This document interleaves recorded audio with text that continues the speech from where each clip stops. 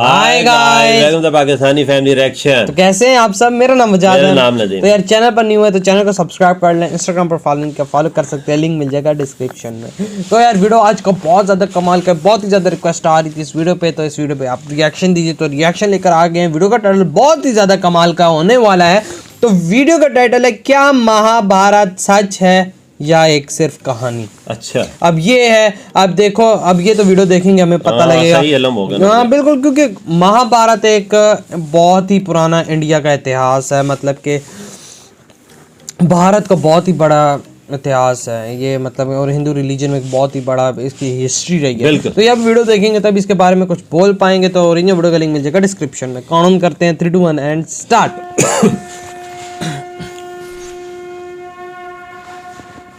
अगस्त 2020 में उत्तर प्रदेश के हस्तिनापुर में पॉटरीज मिले। अच्छा, लेकिन ये पॉटरीज अहिछात्र की थी। वही अहिछात्र जिसे महाभारत में 3000 बीसीई के पंचाला की राजधानी बताई गई। अच्छा, ये पॉटरीज अहिछत्रा से हस्तिनापुर कैसे पहुंची? क्या इनके बीच कोई संबंध था? यस, द्रौपदी, जो इस पंचाला की राजकुमारी थी और 3000 बीसीई में पांडवों से शादी के बाद हस्तिनापुर गई थी। अच्छा, और इन पॉटरीज की कार्बन डेटिंग करने के बाद पता चला कि ये पॉटरीज भी 3000 बीसीई की थी। ओ, तब पता चला है। इकलौता ऐसा प्रूफ नहीं है जो महाभारत को सच साबित करता है। हस्तिनापुर से 90 किलोमीटर दूर बसे सिनौली गांव में एएसआई ने 5000 साल पुराने वॉरियर चैरियट्स को खोज निकाला था। यानी ये वॉरियर चैरियट्स 3000 बीसीई के दौरान मौजूद थे। अच्छा, पांडवों और कौरवों के बीच में जंग हुई थी। और अगर हम पुराणों के मुताबिक भी इस बात पर गौर करें तो महाभारत के युद्ध के बाद कृष्ण के धरती से जाने को द्वापर युग का अंत कहा जाता है, जिसके बाद कलयुग की शुरुआत हुई थी। और भारत को शून्य का वरदान देने वाले गणितज्ञ आर्यभट्ट के मुताबिक भी कलयुग 3102 बीसीई में ही शुरू हुआ। अच्छा, क्या ये सारी बातें ये बताती हैं कि महाभारत कोई कहानी नहीं पर भारत का असल इतिहास है? चलिए जानते हैं इस सवाल का जवाब in today's video titled is Mahabharat real. अब किसी भी सच्चाई की जड़ तक पहुंचने के लिए उसके हर पहलू को परखना जरूरी है। बिल्कुल। और इसीलिए हम शुरू करेंगे महाभारत के इतिहास से। तो महाभारत को वेद व्यास ने 18 परवाज यानी सेक्शंस में लिखा था, जिसमें 1 लाख वर्सेस और 18 लाख शब्द हैं। अच्छा। और 18 लाख शब्दों में चचेरे भाइयों यानी कौरवों और पांडवों के बीच छिड़े हुए महायुद्ध को दिखाया गया। महाभारत सिर्फ महायुद्ध की ही कविता नहीं है। इसके जरिए पूरे हिंदुइज्म की विचारधाराओं को विस्तार में समझाया गया। सही कहा, आपको भगवत गीता के साथ साथ ही दमयंती, शकुंतला, पुरुरवा और उर्वशी, सावित्री और सत्यवान, कचा और देवयानी, ऋष्यशृंगा की कहानी और रामायण का भी एक छोटा रूप लिखा हुआ दिखाई मिलेगा। अच्छा। और अगर हम एस्ट्रोलॉजी यानी नक्षत्रों की और आर्कियोलॉजी के मुताबिक इसे देखें तो हमें महाभारत की टाइमलाइन 5000 से 1000 बीसीई में मिलती है। अब बढ़ते हैं हमारे सबसे पहले पॉइंट की तरफ, जो है डिकोडिंग ऑफ लैंग्वेज। तो महाभारत को ऋषि व्यास ने साफ साफ शब्दों में इतिहास कहा है, यानी थस अकर्ड, जो बात इतिहास ही था, या जो बात एंशिएंट मतलब पुरातन है। और यहाँ ये बात सोचने वाली है कि महाभारत लिखने वालों को अगर पोयम या एक कहानी ही लिखनी होती तो वो उसे महाकाव्य या कथा कहते। सही बात, सही बात। और हमारे इतिहास से सिर्फ उस युग के लोगों ने सबक नहीं सीखा था। आज भी महाभारत और रामायण जैसे वेदों पुराणों से लोग सीख रहे हैं, और फिर वो आध्यात्मिकता हो या फिर रोजमर्रा के जीवन को जीने का एक बात सीख है ना। एक बेटे अभिमन्यु के बारे में पढ़कर हमें ये पता चलता है, सीखने से पता चलता है ना, ज्ञान खतरनाक हो सकता है। वहीं कौरव और पांडव के युद्ध के बारे में पढ़कर हमें ये पता चलता है कि आपको सही के साथ ही खड़ा रहना चाहिए, और फिर चाहे आपके सामने आपका परिवार ही क्यों ना हो। और सही बात। ऐसे लाइफ चेंजिंग मॉरल्स आपको ना तो आज की किताबों में पढ़ने मिलता है, और ना ही किसी के पास इतना समय होता है कि वो इन ग्रंथों को एक एक करके पढ़े और इनमें छुपे हुए लाइफ लेसन्स को समझ पाए। एंड सरप्राइजिंगली महाभारत में जिस कलयुग का व्याख्यान किया गया है, यानी एक ऐसा युग जिसमें लोगों के बीच में प्यार नहीं व्यापार होगा, दुनिया भर पे बुराई, कष्ट और मुसीबतों के काले बादलों का कहर टूट पड़ेगा। अच्छा। जहाँ बार बार लोगों के बीच में झगड़े होंगे, वो सब आज की हमारी दुनिया को देखकर सही कहा। और ये सब कुछ कोइंसिडेंसेस तो नहीं हो सकते, पर क्या इसे बिना सबूतों के माना जा सकता है? सबूत होंगे तो तब मानेंगे ना। इसलिए चलिए बढ़ते हैं आगे और देखते हैं कि क्या है ये सबूत महाभारत के सच्चे होने की। बिल्कुल, सबूत सारी चीज होती है। बिल्कुल, मेन चीज सबूत है। इसीलिए महाभारत के सच का पहला सबूत मैं आपको लिखित में दूंगा। तो महाभारत के सच्चे होने का रिटर्न प्रूफ नंबर 1, संगम लिटरेचर। संगम लिटरेचर को साउथ इंडिया के लोग अपने इतिहास में अच्छा। और साउथ इंडिया के ही एक कवि मुरारजीयूर नगनार ने संगम लिटरेचर में लिखा हुआ था कि राजा उदयन चेरा, जो वहाँ के हिस्ट्री में एक प्रसिद्ध राजा थे, उन्होंने 100 वर्सेस 5 के महायुद्ध के दौरान लोगों को खाना खिलाया था। और अच्छा। जब हम हमारे इतिहास के पन्नों को पलट कर देखें तो हमें इतिहास में ऐसी एक लड़ाई मिलेगी जो कौरवों और पांडवों के बीच लड़ी। बिल्कुल और हुई जैसे थी। मैंने बताया, संगम लिटरेचर साउथ इंडिया का इतिहास माना जाता है, तो इसमें लिखी हुई बात सच्ची हो भी सकती है, राइट? बिल्कुल। रिटन प्रूफ नंबर 2, AI होल इंस्क्रिप्शन। AI होल इंस्क्रिप्शन दुनिया के सामने सन 1876 में सबसे पहली बार ब्रिटिश हिस्टोरियन और एपिग्राफिस्ट जॉन फेथफुल फ्लीट के द्वारा आया था। जिसके बाद जर्मन इंडोलॉजिस्ट लॉरेंस फ्रांस केलहॉर्न ने इसे 1901 में इंटरप्रेट किया और आज भी AI होल इंस्क्रिप्शन पर स्टडीज हो रहे हैं। अच्छा। इस इंस्क्रिप्शन को रवि कीर्ति यानी चालुक्य किंग के कोर्ट पोएट ने लिखा था और इस इंस्क्रिप्शन में यही बताया गया है कि इस इंस्क्रिप्शन को भारत वॉर यानी महाभारत के 3725 साल बाद लिखा गया है। और जब साइंटिस्ट ने इस बात की रिसर्च की तो उन्हें इस इंस्क्रिप्शन में लिखी तारीख के मुताबिक महाभारत की तारीख 3101 BCE मिली। और जैसे मैंने आपको पहले बताया, महाभारत के खत्म होने के बाद ही तो 3102 में कलयुग की भी शुरुआत हुई। पर लिखे हुए तत्वों के अलावा महाभारत के सच को साबित करने वाले अगले सुपूत है लैंड प्रूफ्स, जिनके मुताबिक नॉर्थ इंडिया में 35 से भी ज्यादा साइट्स पर आर्कियोलॉजिकल एविडेंस आइडेंटिफाई किए गए जो हूबहू महाभारत में डिस्क्राइब किए हुए शहरों से मिलते जुलते हैं। अच्छा। और इसका सबसे पहला एग्जाम्पल है हस्तिनापुर में पाई गई पॉटरीज। उत्तर प्रदेश में स्थित हस्तिनापुर महाभारत के दौर में कौरवों की राजधानी थी। और इसी हस्तिनापुर में, जैसे मैंने बताया, 2020 के अगस्त में आर्कियोलॉजिस्ट को पॉटरीज मिली थी जिनकी कार्बन डेटिंग 3000 BCE की थी और जिन पर बिल्कुल वैसे ही डिजाइन बने हुए थे जैसा महाभारत में अहिछत्रा यानी पंचाला की नगरी में बने पॉटरीज पर बताए गए। अच्छा। लेकिन ये पॉटरीज सिर्फ हस्तिनापुर में ही नहीं, इसी तरह की पॉटरीज को मथुरा, कुरुक्षेत्र और कंपिलिया पुरानी चीजें जो यानी महाभारत में एक दूसरे से जुड़े बताए गए सारे ही राज्य और गांव सच में एक दूसरे से जुड़े हुए हैं। एग्जाम्पल नंबर 2 है सिनौली में पाए गए वॉरियर चैरियट्स। सिनौली हस्तिनापुर के 90 किलोमीटर दूर बसा हुआ एक गांव है। और बागपाट डिस्ट्रिक्ट में बसे इस सिनौली गांव में आर्कियोलॉजिकल सर्वे ऑफ इंडिया ने 5000 साल पुराने वॉरियर चैरियट्स यानी लड़ाई वाले रथ को खोज निकाला। 5000 साल ASI को यहाँ इसी के साथ पुरानी तलवारें भी मिली और शाही कब्रों के अवशेष भी। एंड सबसे इंटरेस्टिंग बात तो ये है कि सिनौली दिल्ली यानी महाभारत के जमाने के इंद्रप्रस्थ से सिर्फ 70 किलोमीटर की दूरी पर है। और ASI के डायरेक्टर संजय मंजुल ने ये बताया है कि ये वॉर चैरियट एक घोड़े द्वारा चलाए जाने वाला चैरियट है जो महाभारत कल्चर जैसा है। बिल्कुल। तो क्या लड़ाई में इस्तेमाल होने वाला ये रथ, तलवारें और कब्रें 3000 BCE के दौरान हुए महाभारत की है। लोगों के ढांचे।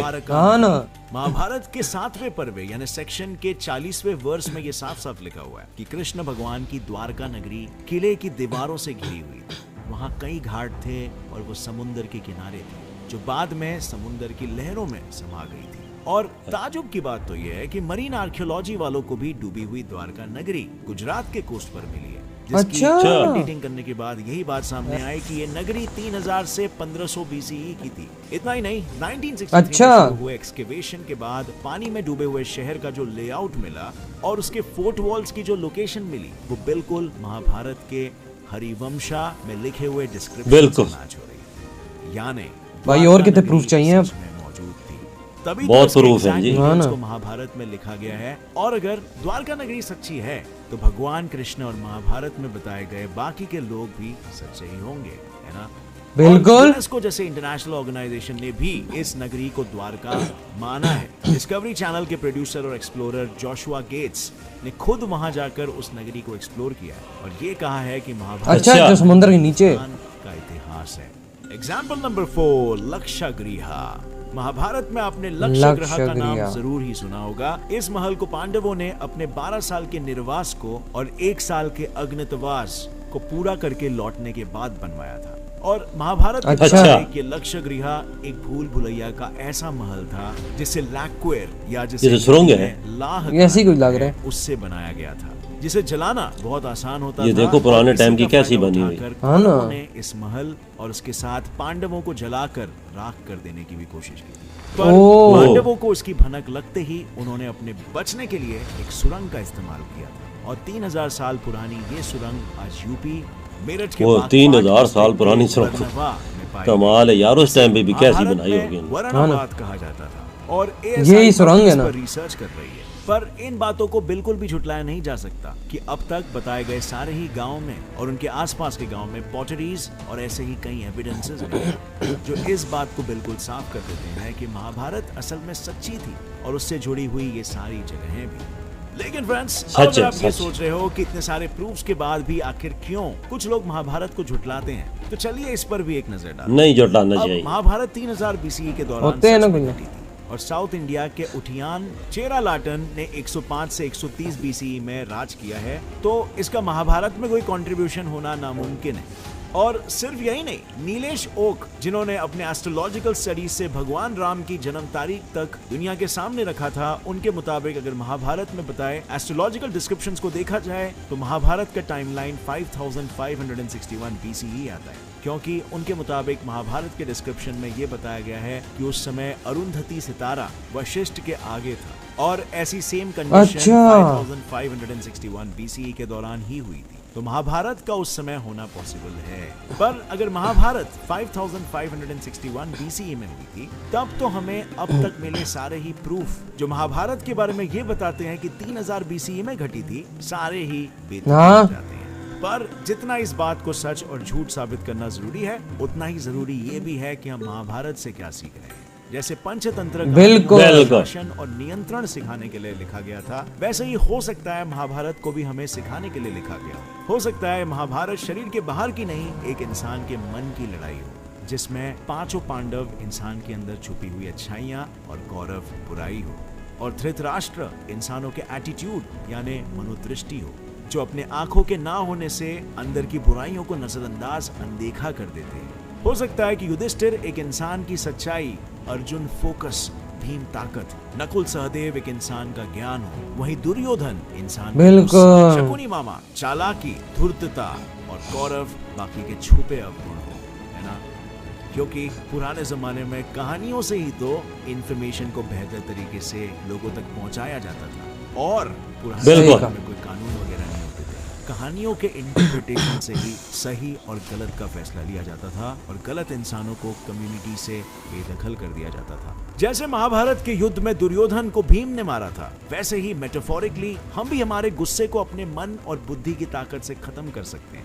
जैसे रोज एक्सरसाइज या योगा, जिसमें मेडिटेशन भी आता है, करने से ना सिर्फ हमारा मन शांत होता है, पर हमारे गुस्से और बाकी के ऊंचे जज्बातों पर बिल्कुल। हम काबू पा सकते हैं। और सही सिर्फ कहा। यही एक सीख नहीं है, आज महाभारत में ऐसी कई कहानियां हैं जिनसे हमें हमारी लाइफ की भी कई प्रॉब्लम्स का तोड़ मिलता है। आपकी इस बारे में क्या राय है फ्रेंड्स? पर्सनली मेरा मानना तो ये है कि अगर महाभारत हुआ भी होगा तो वो एक धर्म और अधर्म की लड़ाई जरूर हो सकती है, minus all the magic and चमत्कार। या फिर ऐसा भी हो सकता है कि एक फिक्शनल कहानी है जो समाज में सही और गलत को एस्टैब्लिश करने के लिए बनाई गई थी, क्योंकि जैसे मैंने कहा पुराने जमाने में कानून नहीं होते थे यार, कोर्ट ऑफ जस्टिस थोड़ी ना हाँ, होता। बिल्कुल। तो कहानियों से ही सही गलत का इंटरप्रिटेशन किया जाता था और समाज में बुराइयों को कंट्रोल। पुराने जमाने में कानून तो नहीं थे ना, ना। ना। उस टाइम पे इतनी कोई चीज ऐसी नहीं थी कि बंदा कानून बना में मुझे बताना। और अगर आपको लगता है कि महाभारत एक सच्ची घटना थी तो वो भी नीचे कमेंट कर सकते हो। अगर इस वीडियो से नया कुछ भी सीखने मिला तो एक लाइक जरूर ठोकना। इधर हुई ये वीडियो खत्म यार। प्रूफ्स तो काफ़ी देखो मिले हैं, लेकिन अब कुछ लोग इस चीज़ को बोलते हैं कि ये सच भी नहीं है, कहानी। चलो यार जो भी है, लेकिन ये इतिहास है या नहीं है, लेकिन हमें से सीखना चाहिए। इसमें देखो अच्छी बात ही सबको बताई गई है कि अच्छे इंसान बनो। बिल्कुल। कि मतलब जाहिर सी बात इसमें बताया गया कि सच्चाई की जीत हुई है। बिल्कुल। महाभारत में यही हुआ था। और जिस तरह से एविडेंस और वो चीजें मिली हैं वो 3000 बीसी पहले की हैं, और 3000 बीसी पहले ही कहा जाता है महाभारत हुआ था। 5000 साल पहले। कुछ कहते हैं 5000 साल पहले, कुछ कहते हैं 3000 साल पहले हुआ था। अब हर किसी के अलग अलग स्टडी है।